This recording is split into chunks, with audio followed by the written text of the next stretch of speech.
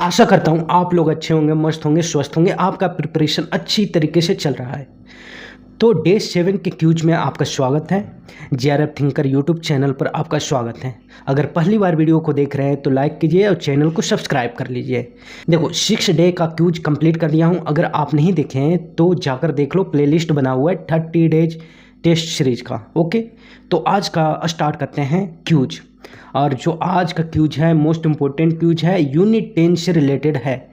तो यूनिट 10 में देखेंगे कौन कौन से क्वेश्चन किस टाइप के पूछा गया था।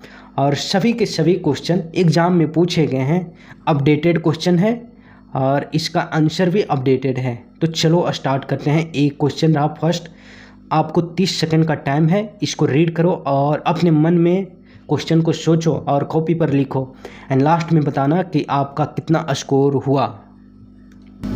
तो क्वेश्चन क्या बोल रहा है, as per section 80G maximum deduction allow for any cash donation is up to. कितना कैश डोनेशन अलाउ होता है अंडर सेक्शन 80G में। तो 80G में कितना होता है आप सोचो और बताओ। 1000, 2000, 5000 एंड 10,000 कितना होता है।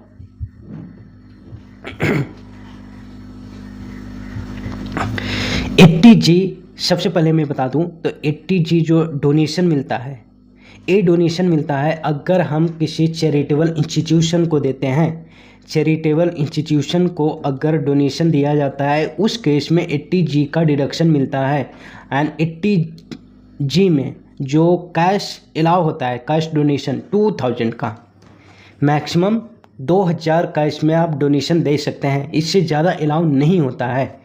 नेक्स्ट क्वेश्चन की ओर चलते हैं और ये रहा नेक्स्ट क्वेश्चन। इस क्वेश्चन का आप पढ़ो और जवाब दो। मैच करना है लिस्ट 1 को लिस्ट 2 से। लिस्ट 1 में ए डिडक्शन का सेक्शन दिया हुआ है एंड लिस्ट 2 में उसके बारे में लिखा हुआ है, जैसे कि 80GG, 80GGA, 80GGB and 80GGC। तो 80GG किसका है, 80GGA किसका है, 80GGB में किस डोनेशन का डिडक्शन मिलता है एंड 80GGC में किस डोनेशन का डिडक्शन मिलता है। चलो इसको रीड करो और आप लोग आंसर सोचो। 30 सेकंड का टाइम है आपके पास। आई होप, देखो अगर डिडक्शन में कहीं कन्फ्यूजन है, रिसेंटली मैं एक वीडियो अपलोड किया हूँ, पूरा डिडक्शन उसमें मैं रिकैप किया हूँ, साथ ही साथ कुछ क्वेश्चन भी पुटअप किया था डिडक्शन से रिलेटेड। तो उस वीडियो को ज़रूर देखना, क्योंकि शुरू ज़्यादा नहीं 20 से 25 मिनट का वो वीडियो है। अगर 20 से 25 मिनट आप इन्वेस्ट करते हो तो एग्ज़ाम में 2 से 3 क्वेश्चन डिडक्शन से आपको दिखने को मिलेगा। तो इट मीन्स 6 to 8 नंबर आप इजीली गेन कर सकते हो 20 मिनट के वीडियो देखकर। मैं पूरा डिडक्शन को उसमें रिवाइज करवाया हूँ, तो जाकर देखना। आई होप इसका कुछ आपने सोचा होगा। 80GG किसका है, 80GGA किसका है एंड 80GGB GGC। कुछ याद नहीं रहेगा तो GGB और GGC तो याद रहेगा। GGB में होता है कि डोनेशन कंपनी के द्वारा पॉलिटिकल पार्टी को दिया जाता है। अब यहाँ पर लिस्ट 2 में देखो, deduction in respect to contribution given by company to political party. तो GGB में अगर कंपनी कंट्रीब्यूशन देता है पॉलिटिकल पार्टी को, उसमें GGB में डिडक्शन मिल जाएगा। एंड GGC में इंडिविजुअल यानी पर्सन पॉलिटिकल पार्टी को डोनेशन देगा तो उस केस में डिडक्शन मिल जाएगा। तो इसका सेकंड ऑप्शन देखो, in respect to contribution given by any person to political party.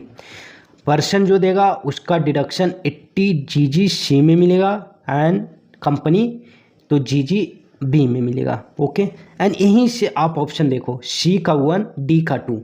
C का 1 एंड D का 2 इसमें है, C का नहीं, इसमें नहीं, ये कट गया, E भी कट गया एंड C का 1 एंड D का 3, तो ऑप्शन तीनों कट गया। बचा कौन सा, ऑप्शन A करेक्ट होगा। तो जो GG है, GG बोलता है कि रेंट पे करते हैं तो उस पर डिडक्शन मिलता है। और कौन सा रेंट, जो कि सैलरी में रेंट पे किया जाता है ना, उसका 13A में HRA में आप लेते हो 13A 10 13A में अलाउंसेस, ठीक है। अगर ये अलाउंसेस आप HRA में नहीं लिया है, HRA का अलाउंसेस सैलरी हेड में नहीं क्लेम किया है, तो आपको 80 GG का डिडक्शन मिलेगा मैक्सिमम 5000। तो यहाँ पर देखो रेंट पेड, तो A का D हो गया एंड 80 GG साइंटिफिक रिसर्च से होता है, तो इसका C हो गया। ठीक है, नेक्स्ट क्वेश्चन की ओर चलते हैं और ये रहा नेक्स्ट क्वेश्चन आपके स्क्रीन पर, इसको पढ़ो और 30 सेकंड में आप जवाब दो। Out of following which are not feature of GST 2017 in India. GST act 2017 का है, इसका फीचर कौन सा नहीं है, नोट कौन सा नहीं है।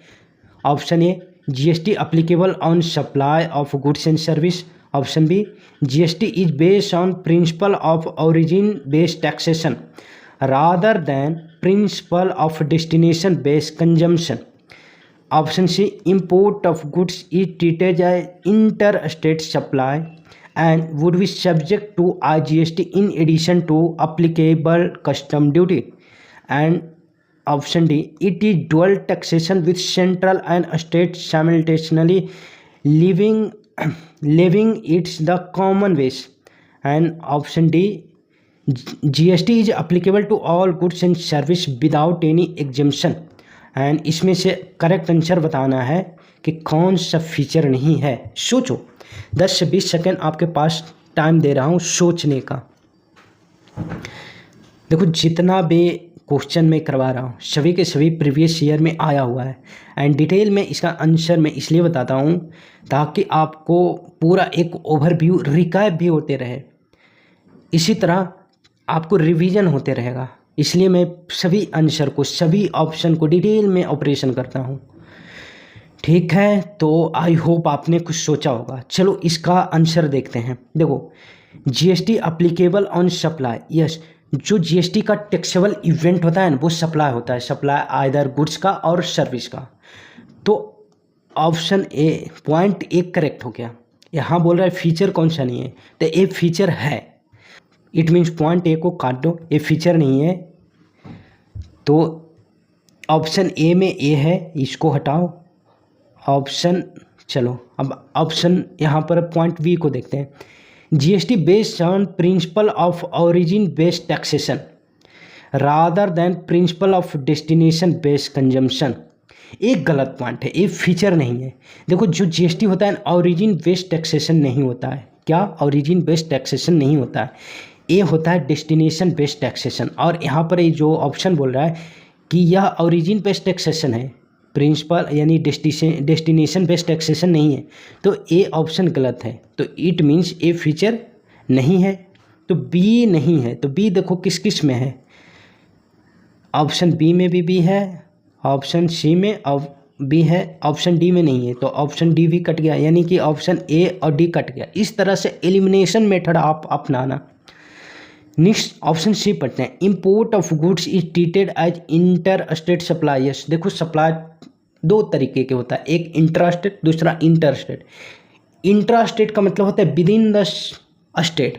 जैसे कि अगर आप बिहार में हो तो बिहार से बिहार में ही सेल परचेज करते हो, इसको कहेंगे इंट्रा स्टेट सेल या intra state supply.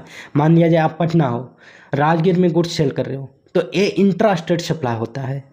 Inter state supply का मतलब बाउंड्री क्रॉस करना पड़ता है, आइदर स्टेट का या फिर कंट्री का। मान लिया ये बिहार से आप यूपी सेल कर रहे हो या परचेज कर रहे हो, इसको कहेंगे इंटर स्टेट सप्लाई। इंटर मतलब एक स्टेट से दूसरे स्टेट, एक कंट्री से दूसरे कंट्री। इंपोर्ट ये जो हो रहा है या जो सप्लाई हो रहा है, ये इंटर स्टेट सप्लाई है। तो ऑप्शन सी तो फीचर है, तो ऑप्शन सी का भी हटा दो। देखो, तो ऑप्शन सी बी में है, चला हट गया, बी भी कट गया एलिमिनेशन मेथड से, सी इसका करेक्ट आंसर होगा। फिर भी मैं डी एंड ई पॉइंट जो है इसका ऑपरेशन करूँगा। It is dual taxation with the central and state simultaneously living on the common base. Yes, जो GST है ना डबल टैक्सेशन बेस है, इसमें central government and state government दोनों मिलकर इस टैक्स को मतलब चार्ज करते हैं। And point T, GST is applicable to all goods and service without any exemption. नहीं, देखो GST में भी एग्जम्पशन है अंडर सेक्शन 10, अंडर सेक्शन 10 में जीएसटी का एग्जेम्पशन दिया हुआ है, तो बिना एग्जेम्पशन का तो जीएसटी है ही नहीं, इसमें भी एग्जेम्पशन है, तो ए भी फीचर नहीं हुआ, तो फीचर ए और ई नहीं है, इसलिए option C, sorry feature B और ई नहीं है, इसलिए इसका करेक्ट ऑप्शन सी हो गया। आई होप आपको अच्छे से समझ आया गया। देखो ये 5 ऑप्शन को मैं पूरा ऑपरेशन किया, इससे आपको जीएसटी का मतलब कि 30% जो सिलेबस रिवाइज हो गया। यहीं आसपास क्वेश्चन आता है यार, और कहीं से नहीं आएगा। चलो नेक्स्ट क्वेश्चन देखो, question 4, what is rate of tax deduction at source from insurance commission in case person के केस में इंश्योरेंस कमीशन पर टैक्स डिडक्शन कितना होता है। इट मीन्स टीडीएस कितना कटना है, टीडीएस कितना टीडीएस कटना है। Option A 2%, option B 5%, option C 10%, option D 4%। सोचो, 5-10 सेकंड टाइम लो एंड इसका आंसर बता सकते हो, अपना कॉपी में लिखो एंड लास्ट में बताना कि आपका कितना स्कोर रहा इस क्यूज, आज के क्यूज में। आई होप आपने कुछ सोचा होगा। देखो जो टीडीएस कटना है इंश्योरेंस कमीशन पर पर्सन के, अगर पर्सन है उस केस में टीडीएस का रेट 10% होता है, ठीक है, 10% कटता है। ओके, आपके आंसर शीट में 5% होगा जो कि गलत है, लेटेस्ट स्टडी मटेरियल के अनुसार 10% होगा। ओके, नेक्स्ट क्वेश्चन देखते हैं, और ये नेक्स्ट क्वेश्चन आपके स्क्रीन पर आ गया है। ये 2 स्टेटमेंट दिया हुआ है, इन दोनों स्टेटमेंट को आप रीड करो देन आंसर को बताओ। स्टेटमेंट 1 में बोल रहा है gratuity receive by government employee is exempt from tax under section 10(1) of Indian income tax act 1961। जो गवर्नमेंट एम्प्लॉय को ग्रेच्युटी रिसीव होता है, क्या वो एग्जेम्प्ट होता है इनकम टैक्स के अनुसार? आप सोचो। Option statement second, gratuity receive by local authority employ is exempt from tax. इन दोनों स्टेटमेंट को रीड करना है एंड करेक्ट आंसर बताना है। तो इसका करेक्ट आंसर क्या होगा? सोचो, 5 से 10 सेकंड में टाइम दे रहा हूँ। आई होप आपने कुछ सोच रहा होगा। ठीक है, थोड़ा मेरा गला खराब हो गया है। तो ग्रेच्युटी जो है ना, ग्रेच्युटी रिसीव करता है गवर्नमेंट एम्प्लॉई हो या फिर लोकल अथॉरिटी हो, दोनों के केस में 100% ग्रेच्युटी एग्जेम्प्ट होता है। पूरे के पूरे फुल्ली एग्जेम्प्ट हो जाएगा, फुल्ली एग्जेम्प्ट। कौन सी हेड में? Under head of salary, salary head में, एंड सेक्शन ए आपको दिख ही रहा है 10(1) में। ओके, तो दोनों के दोनों स्टेटमेंट करेक्ट हैं। Both statement 1 and 2 are correct. इसका करेक्ट ऑप्शन ए हो जाएगा। नाउ नेक्स्ट क्वेश्चन 6 की ओर चलते हैं, और ए आपके स्क्रीन पर आ गया है। इसका करेक्ट आंसर सोचो, मैं एक बार रीड कर देता हूँ। Mohan has render his service in India and retire in 2024।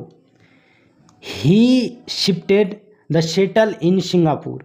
The pension receive by him for such service would be.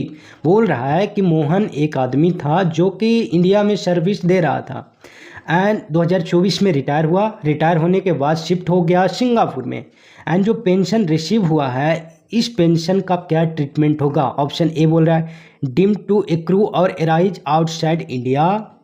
Option B deem to accrue or arise in India only when it receive in India.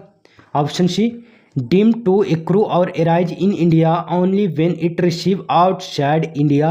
And option D deem to accrue or arise in India. इसका correct answer क्या होगा? सोचो, 5 से 10 second आप time लो। And residential status आपने पढ़ा था, residential status and deem to or accrue arise, deem to income के बारे में भी आपने पढ़ा था। ठीक है, तो इसका करेक्ट आंसर क्या होगा? आई होप आपने कुछ सोचा होगा। मैं बता दूं, देखो इंडिया जहां टच किया तो वो इनकम इंडियन इनकम माना जाएगा, चाहे आप बाहर में जाकर रिसीव करो या फिर मंगल ग्रह पर रिसीव करो, वो इंडियन इनकम ही कहलाएगा। यहाँ पर देखो, ये इंडिया में सर्विस दे रहा था, 2024 में रिटायर हुआ और सिंगापुर भाग गया, एंड सिंगापुर में वो रिसीव कर रहा है पेंशन। तो ये जो पेंशन सिंगापुर में रिसीव करे या मंगल ग्रह पे या फिर सूर्य ग्रह पे, ए इनकम इंडियन इनकम माना जाएगा एंड टैक्सेबल होगा इंडिया में, ठीक है। तो deem to be accrue and arise in India, option D इसका करेक्ट होगा। वाह, चलो नेक्स्ट क्वेश्चन ये आपके स्क्रीन पर आ गया है। इस क्वेश्चन का जवाब आप दो, 30 सेकेंड आपके पास टाइम है। एंड मैं क्वेश्चन रीड कर देता हूँ। Which of following is correct about deduction available in respect of contribution to various provident fund in case salary employee. Salary employee के केस में जो कंट्रीब्यूशन किया जाता है, बहुत सारे फंड होता है ना, 4-5 फंड है, recognise provident fund, recognise provident fund, unrecognise provident fund and superannuation provident fund. तो इसमें से कौन सा करेक्ट आंसर होगा ये रीड करो। पॉइंट 1 में बोल रहा है कि एम्प्लॉयर अगर कंट्रीब्यूशन करेगा रिकॉग्नाइज प्रोविडेंट फंड में, रिकॉग्नाइज प्रोविडेंट फंड में अगर कंट्रीब्यूट करेगा तो एग्जेम्पशन मिलेगा 12% ऑफ सैलरी का। ऑप्शन बी बोल रहा है एम्प्लॉयर कंट्रीब्यूशन करेगा अनरिकॉग्नाइज प्रोविडेंट फंड में तो प्रोविडेंट फंड एग्जेम्प्ट हो जाएगा टैक्स से। ऊपर में था रिकॉग्नाइज और नीचे सेकेंड पॉइंट अनरिकॉग्नाइज का है। सी ऑप्शन बोल रहा है employee does not contribute to public provident fund. Employer does not contribute to public provident fund. क्या एम्प्लॉयर पब्लिक प्रोविडेंट फंड में कंट्रीब्यूट नहीं कर सकता है। और point D deduction under section 80C is available for employee contribution to unrecognised provident fund. तो इसका correct answer सोचो, 5 से 10 सेकंड में टाइम देता हूँ। आई होप आपने कुछ सोच रहा होगा एंड आपके अनुसार कुछ आंसर सोचा होगा। चलो इसका ऑपरेशन करते हैं। बात किया जाए पॉइंट ए का, तो एम्प्लॉयर कंट्रीब्यूशन करता है रिकॉग्नाइज प्रोविडेंट फंड में तो उसको सैलरी का 12% एग्जेम्पशन मिल जाएगा। ऑप्शन ए करेक्ट है, पॉइंट ए करेक्ट है, पॉइंट ए। अब देखो इसमें से पॉइंट ए किस में ए में भी है, बी में भी है, सी में नहीं है, सी को हटा दो भाई, खत्म। Point B employer contribute to unrecognised provident fund is exempt from tax. Yes, exempt हो जाता है अनरिकॉग्नाइज प्रोविडेंट फंड। अगर एम्प्लॉयर कंट्रीब्यूट करता है अनरिकॉग्नाइज प्रोविडेंट फंड में तो वो एग्जेम्प्ट हो जाएगा टैक्स से। तो बी भी सही है। बी देखो किस में ए में भी है, बी में है, डी में नहीं है। चलो डी कट गया। Point C employer does not contribute to public provident fund. Yes, employer public provident fund में कंट्रीब्यूशन नहीं दे सकता है, एम्प्लॉई करता है। तो पॉइंट सी भी करेक्ट है। अब देखो इसमें से बी में सी नहीं है तो बी काट दो, ऑप्शन ए करेक्ट हो गया। एंड डी पढ़ देता हूँ। डिडक्शन अंडर सेक्शन 80 से available for employee contribution to unrecognised provident fund. देखो भाई अनरिकॉग्नाइज प्रोविडेंट फंड में आप पहले ही क्लेम कर लिए हो सैलरी का 12% सैलरी हेड में, अब आपको डिडक्शन एक्स्ट्रा कहाँ से मिलेगा। कॉमन सी बात है, लॉजिक है, लगाओ, मतलब एक कॉमन सोच की बात है, नहीं मिलेगा। तो पॉइंट डी यहाँ गलत है। दो जगह क्लेम कहाँ से कर सकते हो। गवर्नमेंट इतना तो उल्लू नहीं ना है भाई कि आपको सैलरी में भी डिडक्शन देगा और वहाँ पर 80C से 80U में भी देगा। गवर्नमेंट पागल बैठा हुआ है, नहीं। तो ऑप्शन डी इसका गलत होगा, इसलिए ऑप्शन ए इसका करेक्ट हो गया। नाउ नेक्स्ट क्वेश्चन की ओर चलते हैं और ये आपके स्क्रीन पर आ गया नेक्स्ट क्वेश्चन 8। सिंपल सा क्वेश्चन है। Surcharge 10% is payable by individual where the total income exceed. यानी इंडिविजुअल कितना 10% सरचार्ज पे करेगा, उसका कितना इनकम बढ़ जाएगा। तो एक लिमिट है, उस लिमिट से क्रॉस करने पर सरचार्ज 10% अप्लीकेबल होता है। आप बताओ कितना होगा। आई होप आप कुछ सोच रहे होगे। ठीक है, देखो इनकम टैक्स रिलेटेड भी मैं वीडियो अपलोड कर रहा हूँ, कंसेप्चुअल, यानी कि पूरा रिवाइज करवा रहा हूँ। तो चैनल को सब्सक्राइब कर लेना और सभी वीडियो को देखना। सभी वीडियो में आपको कुछ ना कुछ ज़रूर हेल्प मिलेगा। मैं बकवास नहीं करता हूँ, प्रोफेशनल लोग बकवास नहीं करते हैं कि एक क्वेश्चन में आपको घंटों लगा दिया, नहीं। जो टू द पॉइंट है, अगर आप सीरियस स्टूडेंट हैं, सीरियस कैंडिडेट हैं, तो आपको सही लगेगा कि टू द पॉइंट में बात करता हूँ। इधर उधर के फालतू बातें में मैं आपको उलझाता नहीं हूँ कि वीडियो देखने के लिए आपको इधर उधर की बातें बताते रहूँ, नहीं। जो मेन कंटेंट है उस कंटेंट पर फोकस मेरा रहता है। इधर उधर की बातें सेपरेट वीडियो में कर लेंगे। तो पढ़ाई के समय पढ़ाई की बातें एंड जो अदर बातें अदर वीडियो में। यहाँ पर बोल रहा है 10% सरचार्ज अगर इंडिविजुअल का इनकम मोर देन 50 लाख हो तो 10% सरचार्ज लगेगा, and more than 50 up to 1 crore, and more than 1 crore इस केस में सरचार्ज लग जाता है 15%, 15%। यहाँ पर 10% की बात कर रहा है, कितना इनकम से 50 लाख से एक्सीड करेगा तो 10% सरचार्ज अप्लीकेबल हो जाएगा। एंड इसी बात पर आपके स्क्रीन पर नेक्स्ट क्वेश्चन आ रहा है और ए रहा नेक्स्ट क्वेश्चन, इसको देखो, रीड करो। क्वेश्चन 9, अरेंज करना है procedure of income tax e filing India, यानी इनकम टैक्स रिटर्न जो फाइल करते हो ना, कभी किए हो, पता नहीं आप किए हो कि नहीं। मैं करीब करीब हर ईयर हाँ 50 से 100 तो रिटर्न फाइल करता ही हूँ। ऑफिस में बैठे बैठे जब ड्यू डेट आता है उस समय क्या करना होता है, इनकम टैक्स रिटर्न फाइल करना, जीएसटी रिटर्न फाइल करना, डायरेक्टर को अपॉइंट करना, ऑडिटर को अपॉइंट करना, सीएस को अपॉइंट करना, यही सब तो काम रहता है हम लोग कंपनी सेक्रेटरी वाले लोगों का। ठीक है, तो इस सोचो पहले क्या होगा। देखो इनकम टैक्स जब रिटर्न फाइल करने जाओगे ना तो इनकम टैक्स का वेबसाइट आज आप ओपन करना, ये वीडियो ख़त्म होने के बाद ओपन करना। वहाँ पर सबसे पहले अपने आप को रजिस्टर करना पड़ता होता है, अपने आप को रजिस्टर करना पड़ता है। ठीक है, आर पहले करेंगे, उसके बाद रजिस्टर करने के बाद लॉगिन करना पड़ेगा। तो RL शॉर्ट मैं क्रिएट कर रहा हूँ। लॉगिन करने के बाद आपके पास एक ऑप्शन आता है डाउनलोड करने का, यूटिलिटी बिल। ठीक है, यूटिलिटी बिल डाउनलोड करने का एक ऑप्शन आता है, तो डाउनलोड करेंगे। ठीक है, थर्ड में डाउनलोड करेंगे, देन फाइल कर देंगे इनकम टैक्स रिटर्न, देन ई करेंगे इनकम टैक्स रिटर्न फाइल करेंगे, electronic income tax return file कर देंगे। देन लास्ट में आएगा जब इनकम टैक्स रिटर्न फाइल कर दोगे ना, यहीं से नहीं होगा, अंत में आता है वेरिफिकेशन करने का। ठीक है, तो हम लोग का ऑफिस में सबसे बड़ा बर्डन यही होता है वेरिफिकेशन का। OTP मांगते मांगते थक जाओ, क्लाइंट देता ही नहीं है, बोलेगा सर अभी काम पे हैं, इधर है, वो है, फ़ोन नहीं उठाएगा, ये वो फलाना ढिमका। मतलब सबसे बड़ा माथापच्ची वाला यही काम होता है वेरिफिकेशन करवाना, क्योंकि OTP जल्दी देता ही नहीं है, दिमाग ख़राब कर देता है। जबकि ये 10 सेकंड का काम है, वो OTP बताएगा, यहाँ OTP डालेंगे वेरिफिकेशन हो जाएगा, लेकिन घंटों घंटों कई दिन वो लगाता है, एंड लास्ट में पेनाल्टी भरना पड़ जाता है 1000 का, तो फिर पता चलता है।